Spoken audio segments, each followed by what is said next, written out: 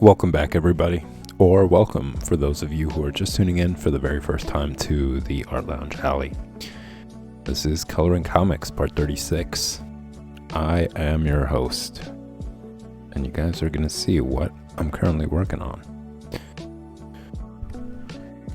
This is the beautiful work of John Buscema. I mentioned earlier in the stream, if you guys want to check out the very first episode of, I'm going to say, Drawing Comics. The first episode of Drawing Comics, you guys could find that in the video section by filtering it based on collection. And you guys will see a folder specifically for each stream.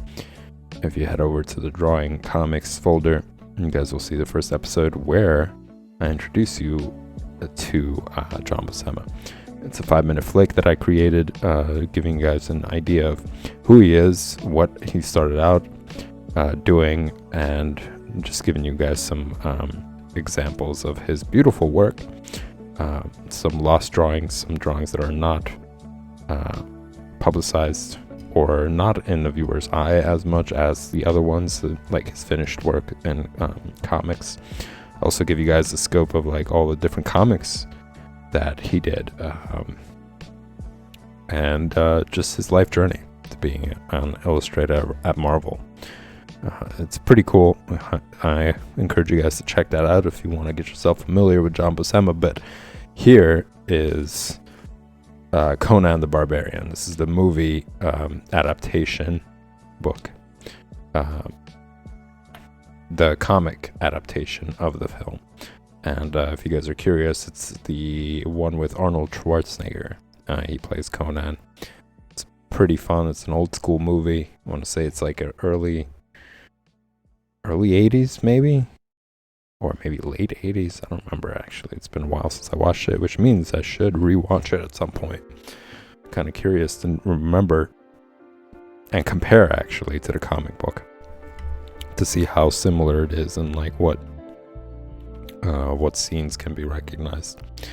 But yeah, I am working on this.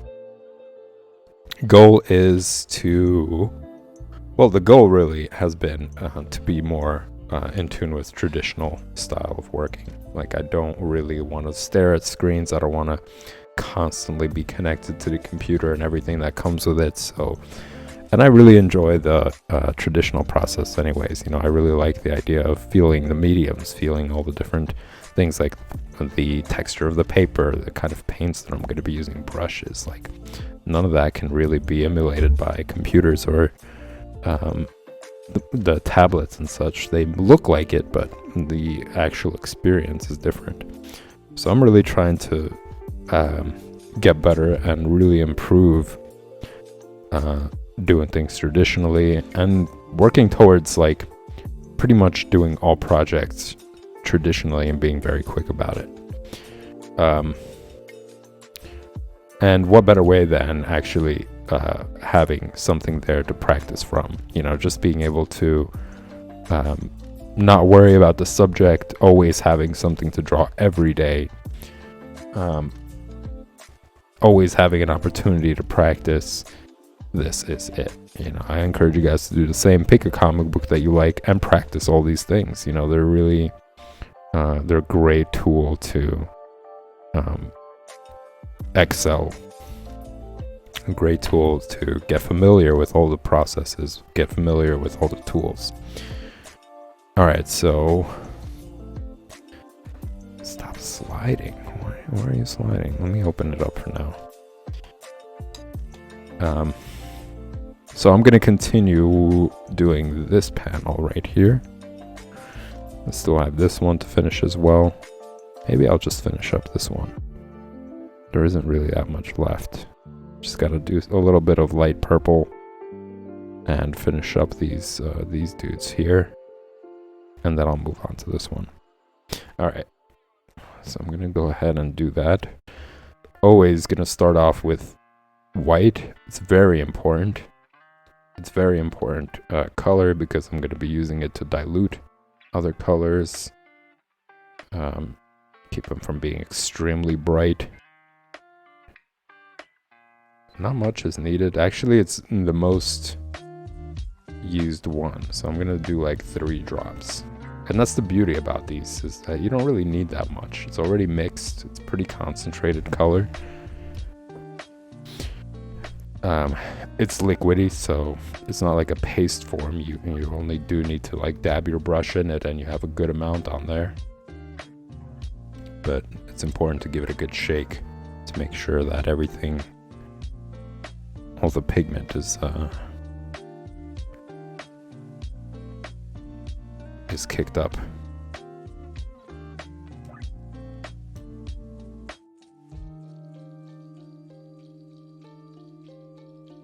Oh, that's weird. It's like developing some sort of crust at the squeezing point. Very weird. Gonna do a drop, maybe 2. 2 drops of yellow.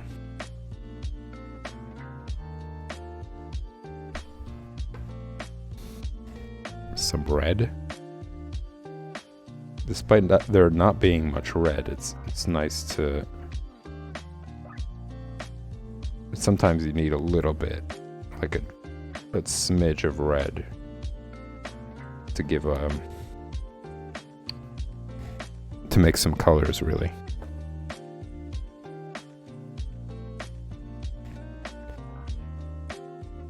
I think that it calls for brown as well here. Like if you take a look here, there's a little bit of red, you know, with the way that they were coloring comics.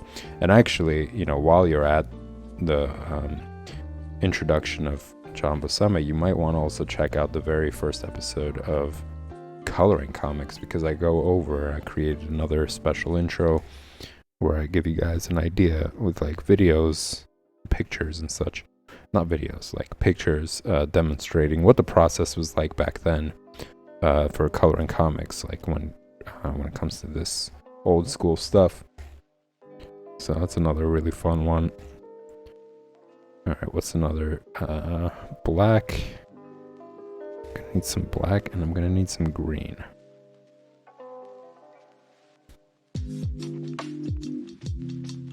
Let me just make sure. Yep, that's green.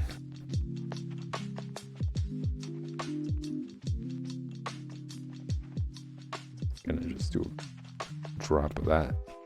It's very little. Very little of it. Some purple.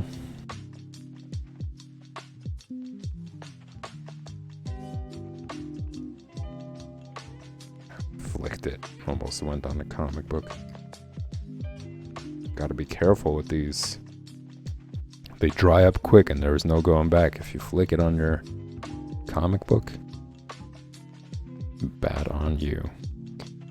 Alright, and then I'm gonna say blue. Gonna need some blue as well.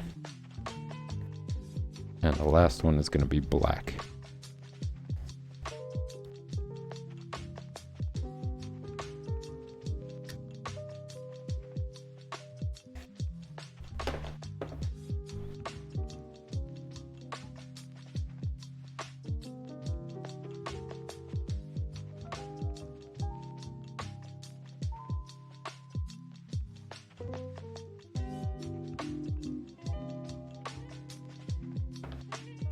So today I'm going to continue on with Around Zero. So as you can see, it's zero size. But yeah, what I was going to get at is if you take a look over here, it's just dots. They're basically dots combined together. It's like pointillism. So they got some red in there and they got some brown in there. And I'm going to say either black or blue. And they're all just kind of together, and then once you zoom out, they give this impression of like a brownish gray, I guess. So I'm just seeing all these different colors and I make sure I get pretty accurate results here. So this is going to call for some water as well.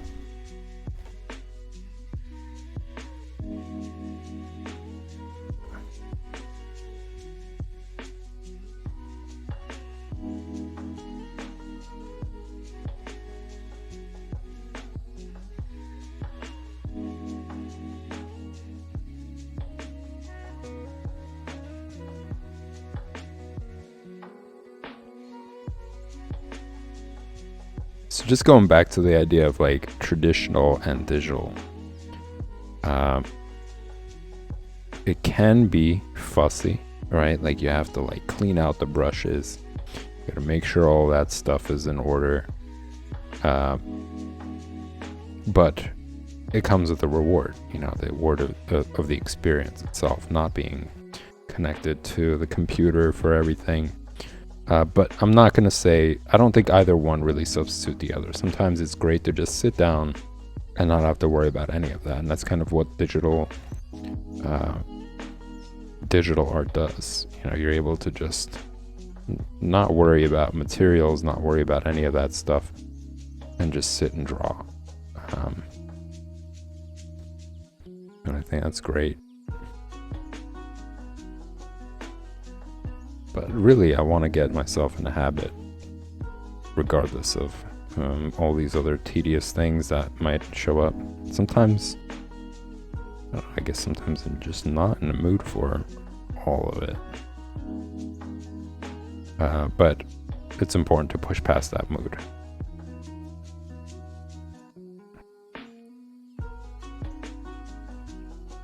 Because the result is worth it.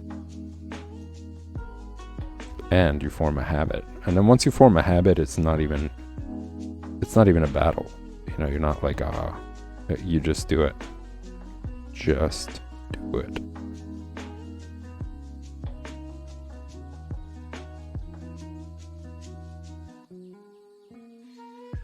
So I'm gonna use a little bit of water to keep it moist, because as I mentioned, and also give it some translucency. As you can see, I'm going over those details and they're still visible.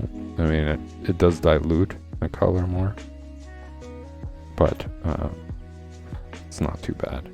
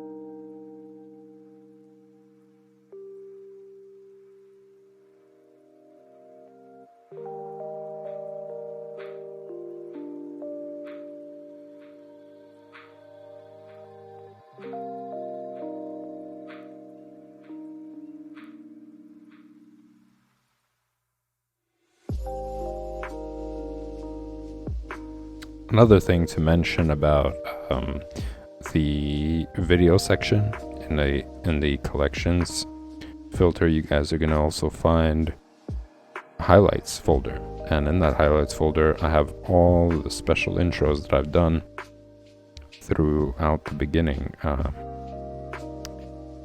the Art Lounge Alley. And one of them is me comparing watercolor process, because for a lot of the beginning half of coloring comics, I was using watercolor, and then I decided to finally switch over into India inks,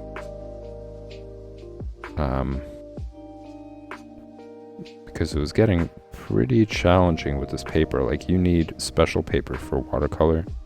Despite this being thick, it just couldn't withstand all that, and you have to be really accurate with your mixing. Otherwise, you go back and you like add more water to the brush, you come back and you try to go over the mistake you've made, and now more water is on your drawing on the paper, and it ends up ruining a lot of it. Whereas with India inks, they dry quickly, so if you come back to change things around, you actually got yourself another layer, like a protective layer, because it dries so quickly, and it makes it okay. You could experiment with colors more, like you guys are seeing me go back into this, and it just eliminates a rush job. So I'm really happy about that. But you could find in the highlights folder me doing a comparison and talking about it in more depth and detail, and really highlighting like the benefits, pros and cons of both. But really it's just me talking about how great India inks are.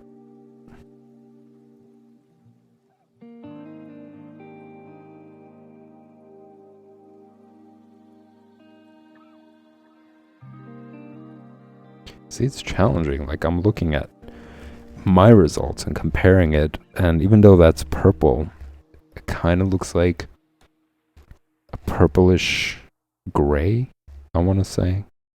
So I'm going to try and introduce a little bit of black there. Just a tiny bit.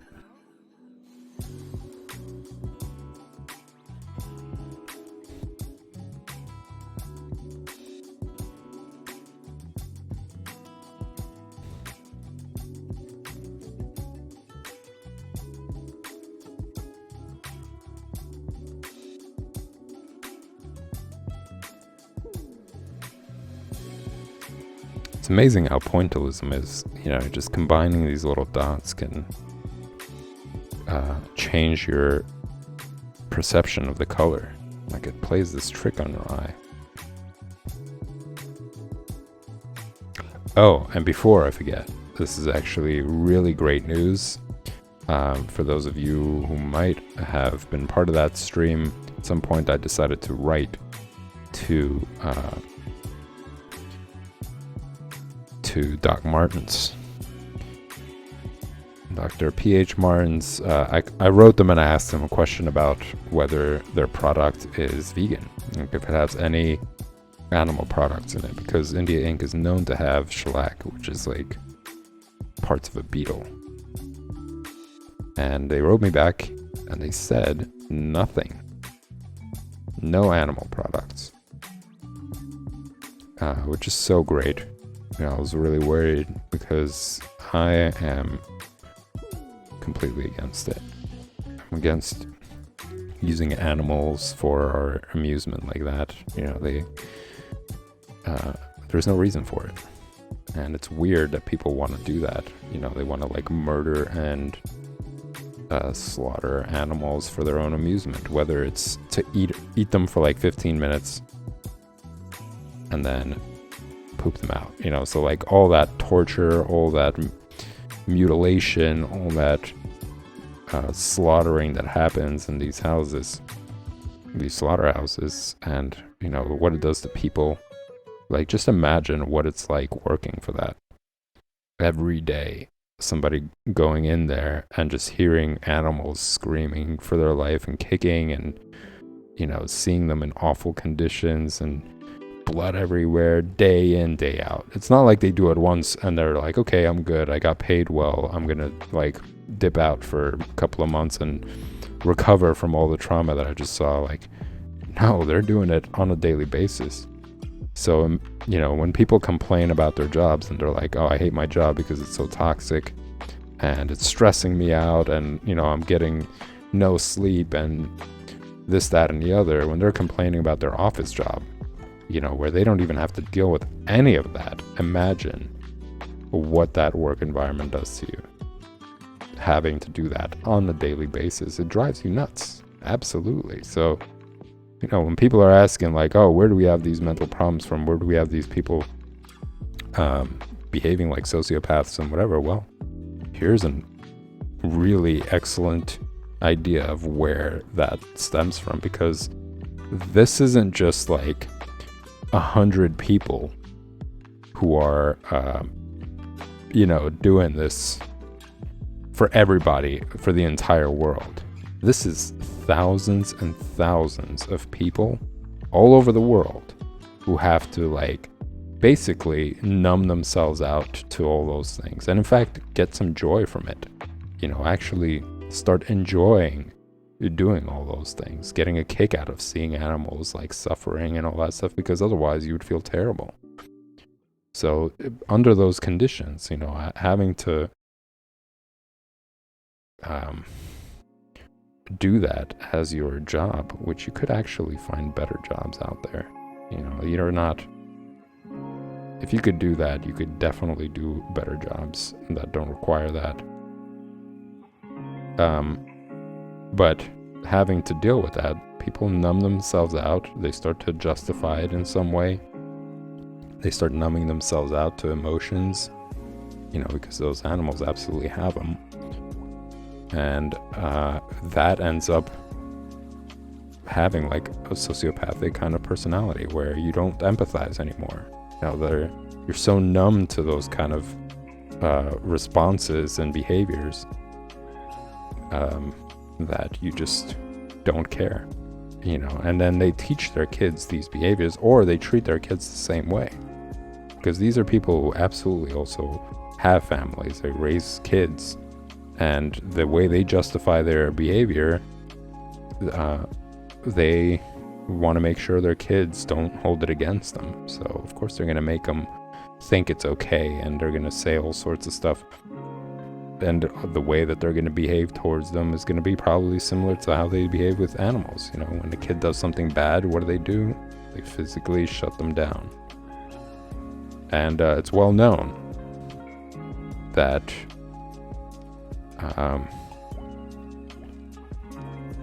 slaughterhouses are a big cause of domestic abuse and child abuse and drug and alcohol abuse. Because for those people who actually still have a conscience, they have to get away from that.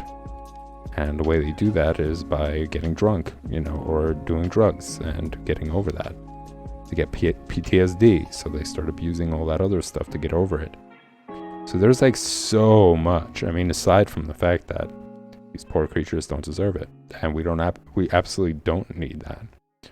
There's markets. We're not like animals. Animals don't have markets. They're incapable of creating ongoing supply of food. That's why they have to hunt, and that's why they're desperate for food all the time, because they never know when the next time is going to be when they eat. We, on the other hand, have supermarkets. So that whole idea of it's it's like nature. It's no, there's a lot of things that nature does that we don't do anymore. A lot of things that animals do that we don't do, and we would never condone to do as humans. They're limited, we're not. We're capable of doing a lot of things. We could travel to space. We could live under any condition. What animal could do that? Most animals are restricted to their own environment. Whereas we are able to do it all. We could live in mountains, on water, in dry or wet environments, whatever. So to take them as an example, it's stupid. You're not really thinking. We're absolutely capable of doing a lot of things more than animals. And moving away from that is one of them. The only time that it would be okay is if you're stranded somewhere. Of course, you have no knowledge of where vegetation is, and until you find it, you absolutely need it. So for survival, for you don't have anything else that you could possibly eat, then it makes sense. But we're not living that. We're not, and I'm not talking about those kind of lifestyles. Most people have access to supermarkets. Most people have access to food. So, and of course, it's not just that. It's not just a moral concept. It's also just ecological. It's a disaster. The amount of animal farming and animal agriculture is causing a lot of problems because we are mass producing all of it. There's just so much of it being produced, and there's also food that we're growing to feed these animals, and all that food to feed those animals could just go directly to people. So it's a huge waste, and the amount of water that needs to be used in order to produce one beef patty, it's ridiculous. If you guys do some research on it, it's a complete disaster. So there's like multiple factors to it, especially, well, like number one is morally, like it's ridiculous that we're supporting all these things that cause such suffering to these animals and also to the people who were working in those industries, and how that ripples through society, you know, them having to raise kids like that, you know, kids who are getting abused because of like PTSD and all that stuff, and drug and alcohol abuse, and then those kids end up growing up with a lot of trauma and abuse, and they end up perpetuating that with friends and their own family.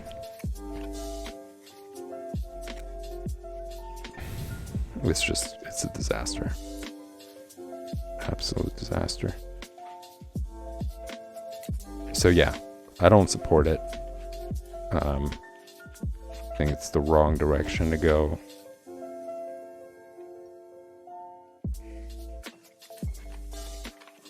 And I wouldn't want to encourage more people to be produced in that light.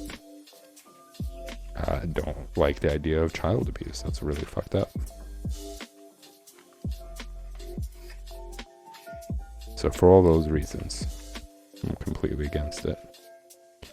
But yeah, that's just the great news about it. I was able to get a response from them about ethical shopping.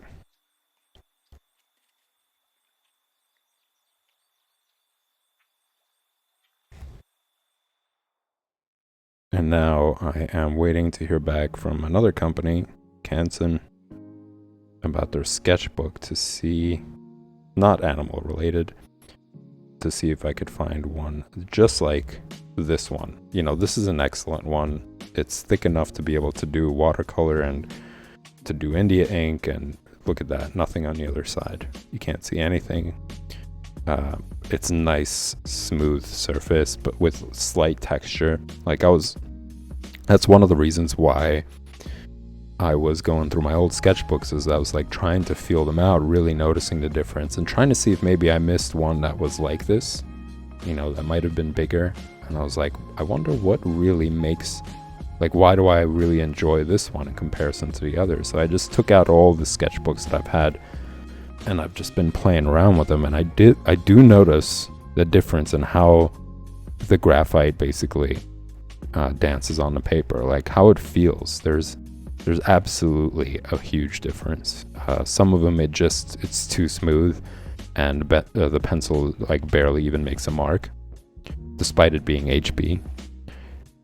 And for those of you who don't know, HB is just like the middle ground. So it starts with HB. I'm gonna do like a quick little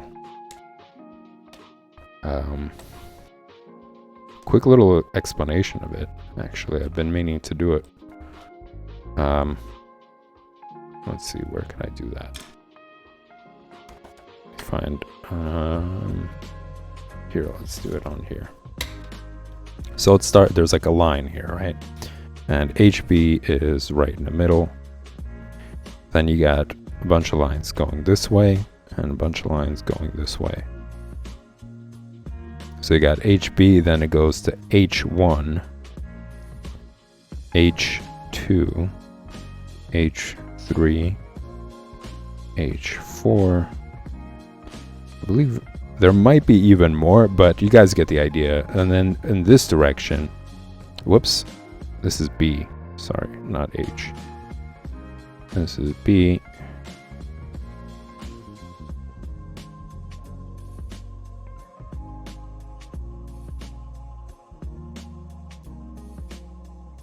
And then H1, H2, H3, H4, etc.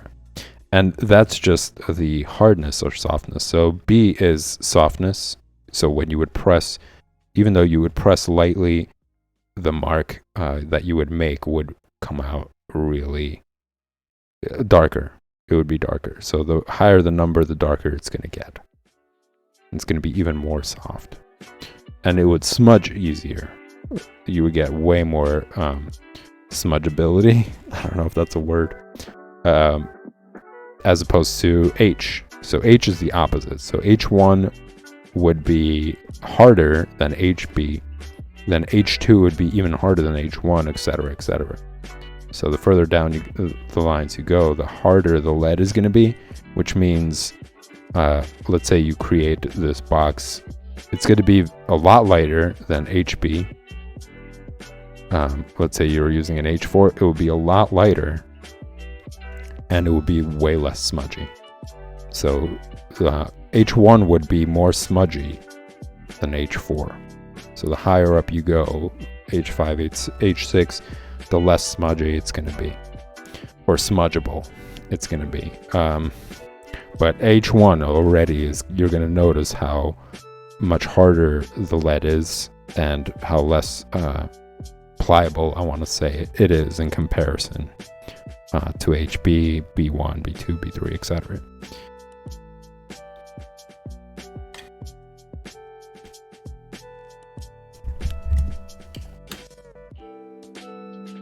Whoops. What are we turning to?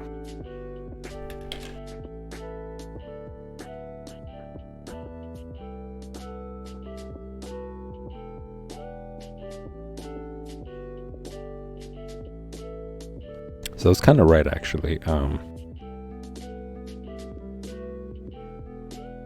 There was a little bit of black in there, kind of grayish. It looks very similar to this now. But the bad news is that it already dried, so I gotta mix it again. Good/bad news.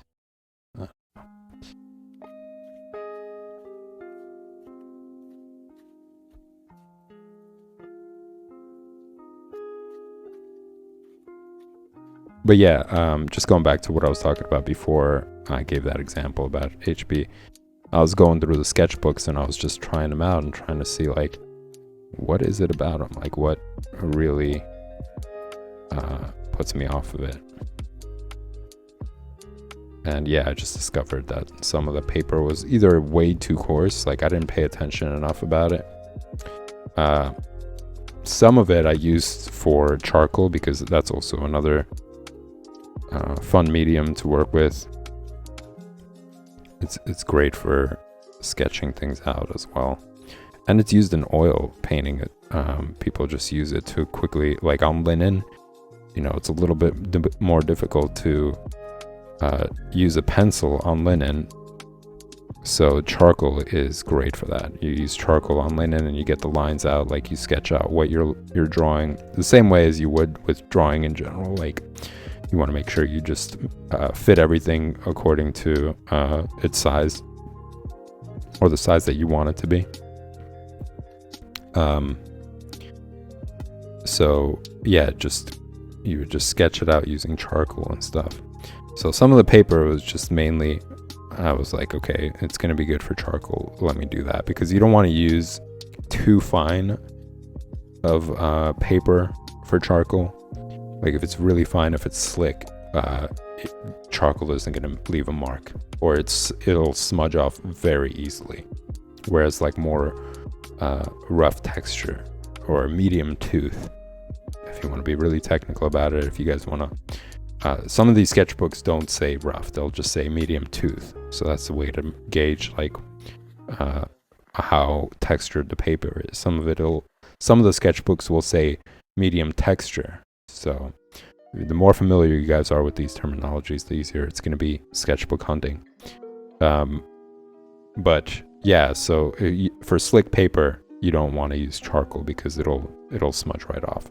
It won't like ingrain itself into the paper. So some of the sketchbooks I predominantly wanted for charcoal reason, to play around with it and see what I like about it.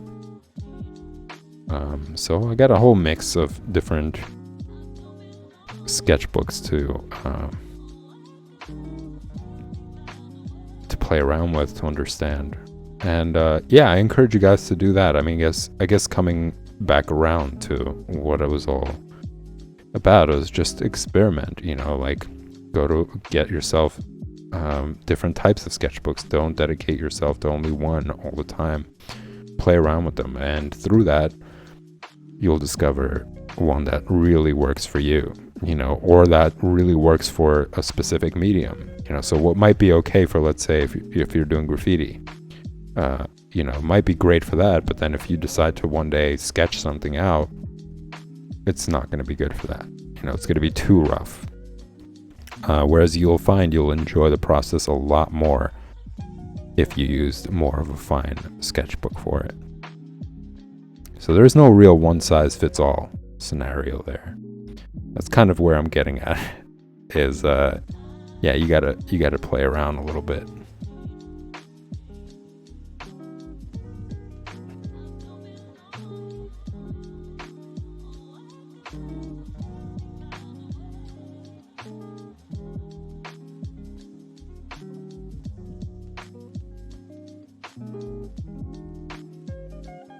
And all of it really ends up being about the same, maybe more for digital stuff. Like, I don't know. I mean, I guess it really depends. You could get yourself a Wacom tablet for like $60. But with all these, then you got to also get yourself the software for it, which usually ranges from, like, Clip Studio Paint is like $60 as well, I think.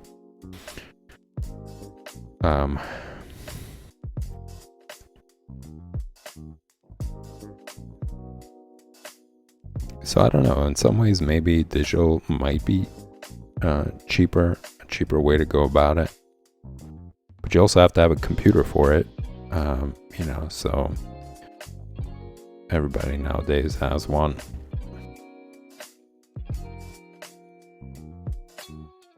But sketchbooks go for like $14, and you got like these I want to say these India inks this entire set was like $50 or something.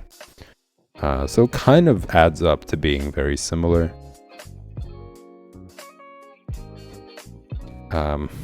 But well worth it. Again, it's not a substitute. You can't say one is better than the other. They're very different. It's really a matter of like what you enjoy.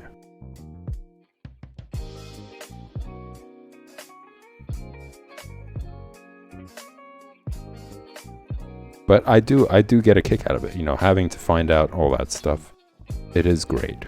And I think having, going to an art shop makes it a lot easier. You're able to actually play around with this stuff and like figure it out. And I'm sure there's like sample sketchbooks, and that's something I talked about it before. Sometimes you open up these sample sketchbooks and you see everybody else's work in there, which is fun.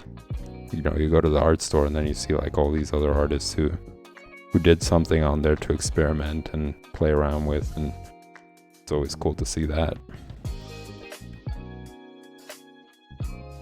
And you're supporting a local art shop. I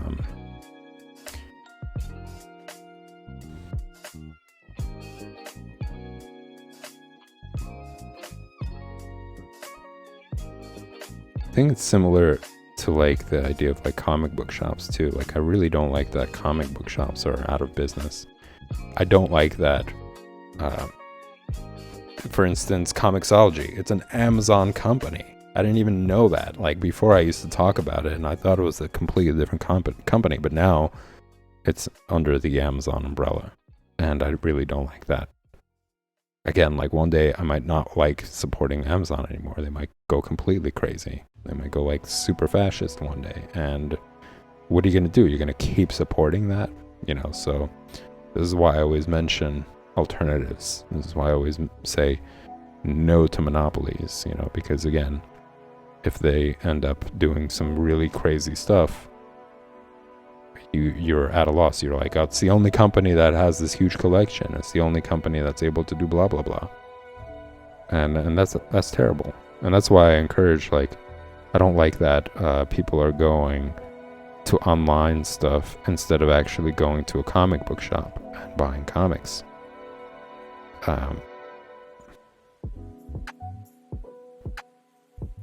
It's because of the digital market. It took over. People are like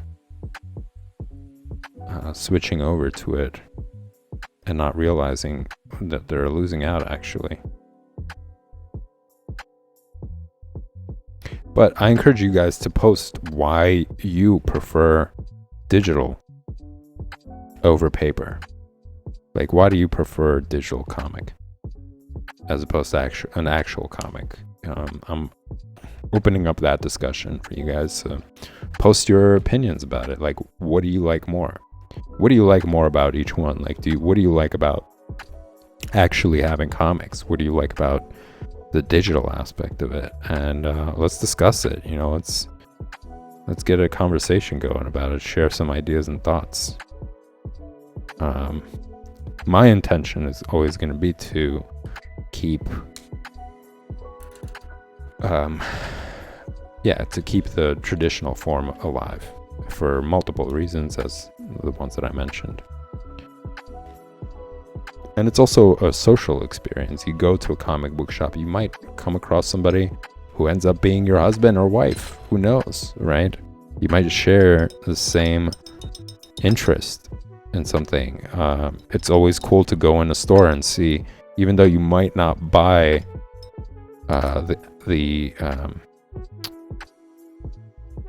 I want to say action figures, right? But I want to say it's sculpting. It's like sculpture. It's fantasy sculpture. Like, some people are like, oh, it's toys. Like, this is for kids. But I don't see it that way. Like, Todd McFarlane's work, I think is great. I think it's beautiful work.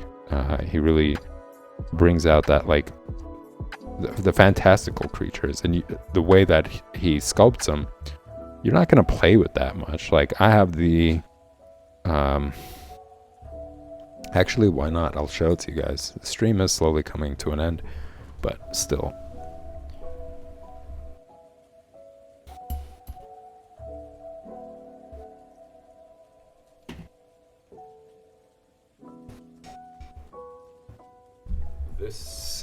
This right here is the Wizard of Oz collection.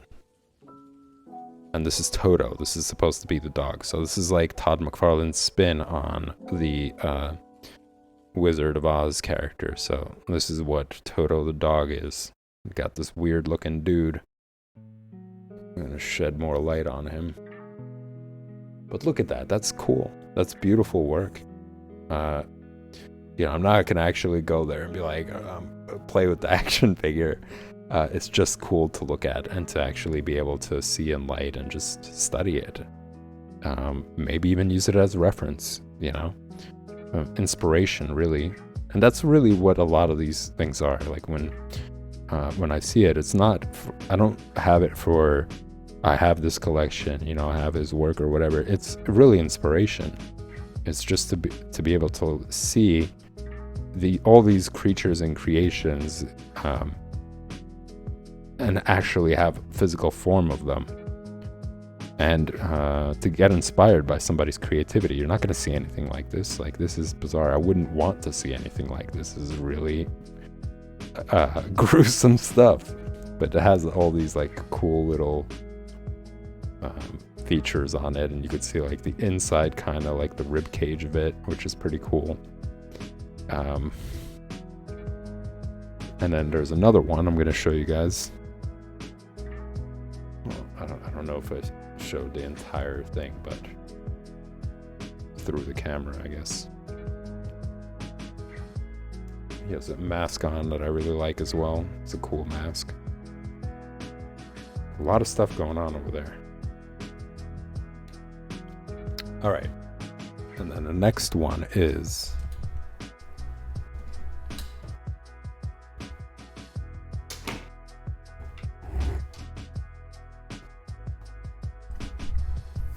the actual wizard. And it comes with this like mask that you could pop on or off. I think at some point it just like surprised me. I didn't even realize you could pop it off. But just how cool is that? I really love that. This is, it's sculpting. It's sculpture art. It's very well done. And I actually at some point wanted to do, and I'm still going to, absolutely in the future. This is one of the reasons why I want to practice this stuff as well, is to do those Dungeons and Dragons figures that you have, those little miniatures that you end up painting and stuff. Like, that's pretty cool. There was like a whole collection that I saw, and I went into a comic book shop and I saw like all like an entire collection of that, and you could ink those, or you could color them.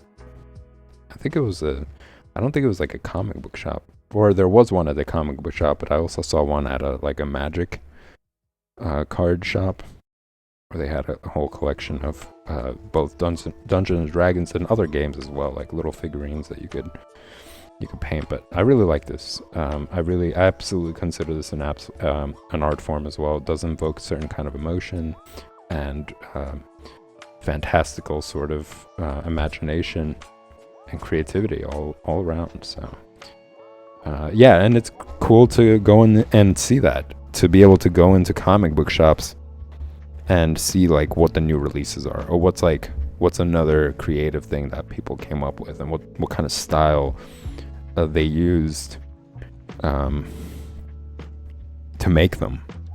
So yet another reason how digital will never substitute actual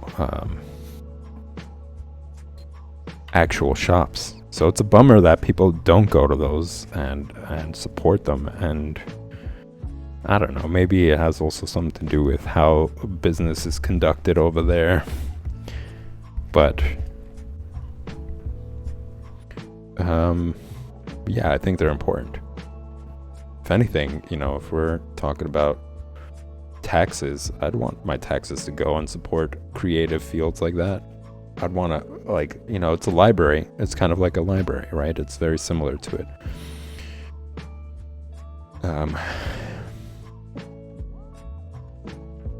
I would want to be able to decide, let me have my taxes benefit comic book companies or comic book shops and pay their bills, even though they're not getting a lot, let's say a lot sold or whatever. But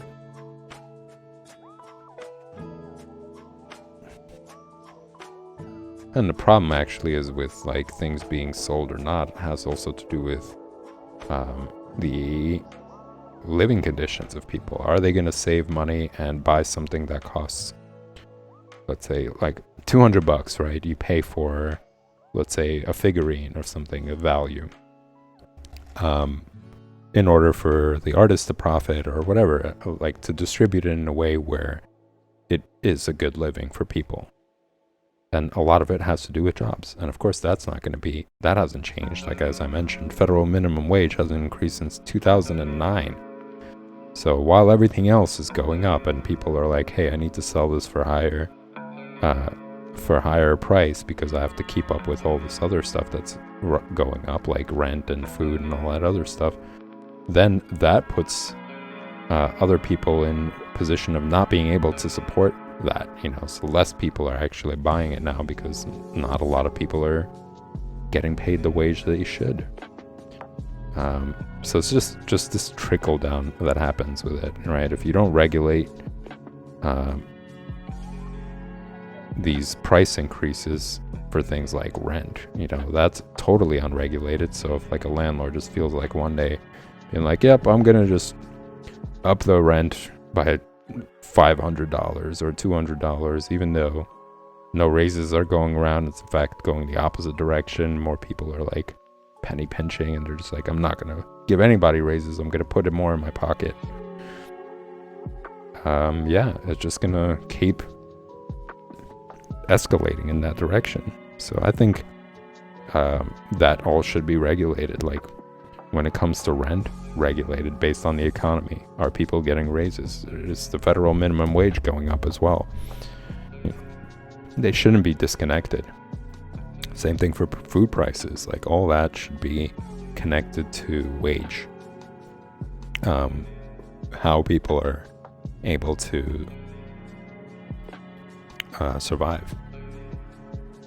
But yeah, just getting back to the whole comic book thing, right? Like, yeah, those shops that inspire people to create or to buy and support these creative fields that obviously everybody wants to do, regardless of what your job is, right? You still want to be able to go and enjoy entertainment, and that entertainment is comic books. That entertainment is the movie and film industry that deals with comics. So you gotta be able to support them, and just that, all that, highlights how everything is tied together, right? It's this connection that everybody has with one another, regardless of what their field is. Can't disconnect yourself from it and say, "Oh, I still want to be able to have it."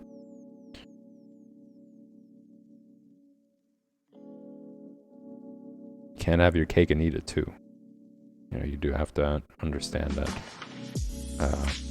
in order for those shops to survive, other things have to be supported as well or changed to benefit them. So it's just a huge bummer that comic book shops are going out of business, or they're not getting as much as they should be. As I mentioned, there's like so many benefits to it. You can go and find the books that you like. You could make connections and meet people. You could see new stuff that's being put out. And that's always more exciting than just visiting a website and be like, oh, something is new. Like, you actually take the time to get out of your house, walk over to the shop or whatever, drive over, and see how they present all this new stuff. You know, like what's going on. It's a social experience. It's a connecting experience. But yeah, what do you guys think? Like, what do you really enjoy about digital as opposed to traditional, like digital comics? Or like, what do you think the perks are in comparison to going to a shop, and vice versa? You know, just create your opinion for both, and maybe in that light we could find better approaches to both.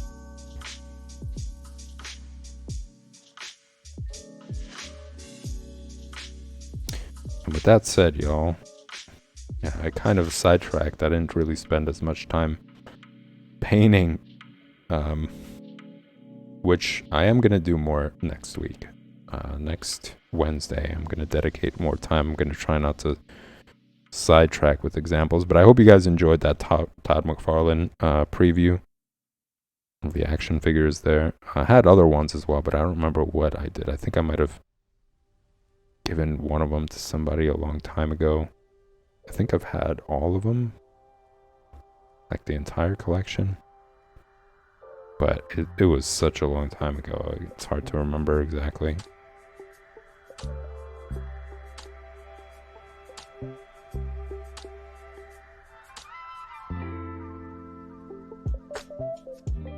I'm gonna do a little bit of work on this hard hat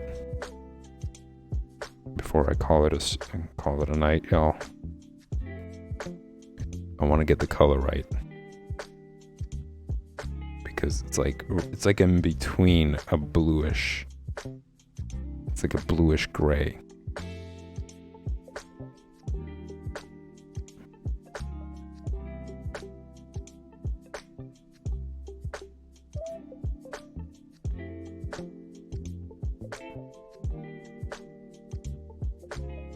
Like a light bluish gray.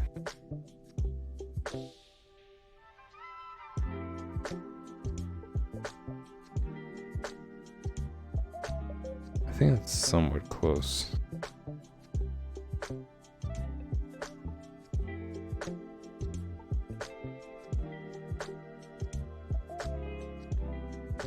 Probably even lighter than that.